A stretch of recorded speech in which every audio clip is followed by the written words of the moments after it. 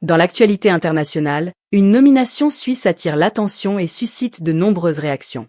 La Suisse a nommé Serge Bavo, alors ambassadeur en Algérie, à la tête de son service de renseignement.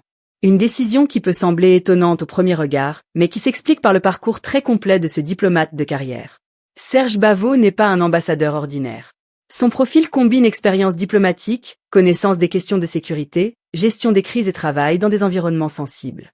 C'est précisément ce type de parcours qui a conduit le Conseil fédéral suisse à lui confier une fonction stratégique, diriger le renseignement du pays. Sa prise de fonction est prévue pour le 1er novembre 2025. Ce qui a rendu cette affaire particulièrement commentée, c'est la rapidité du changement. À peine installé dans son poste à Alger, l'ambassadeur a été appelé à rejoindre un autre niveau de responsabilité, beaucoup plus discret mais aussi beaucoup plus sensible. Dans les médias, cette transition a été présentée comme un mouvement spectaculaire, presque inattendu, tant la différence entre les deux fonctions est grande. Mais derrière cette nomination, il y a surtout une logique d'État. Dans un contexte mondial marqué par les tensions géopolitiques, les cybermenaces, l'espionnage et les risques terroristes, la Suisse a choisi un profil capable de comprendre les enjeux de sécurité dans leur ensemble. Le service de renseignement suisse joue en effet un rôle central dans l'anticipation des menaces et la protection du pays. Pour le diriger, Berne a donc privilégié un homme déjà habitué aux dossiers délicats et aux équilibres internationaux.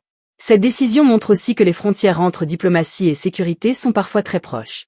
Un ambassadeur de haut rang peut, dans certains cas, devenir un acteur clé de l'appareil stratégique de son pays. C'est ce qui rend le cas de Serge Bavo intéressant. Il passe d'une mission diplomatique en Afrique du Nord à une fonction au cœur du système de sécurité helvétique. Dans l'espace médiatique, cette nomination a surtout été perçue comme un signe de confiance et de continuité. Elle montre que la Suisse mise sur des profils expérimentés pour affronter un environnement international de plus en plus instable.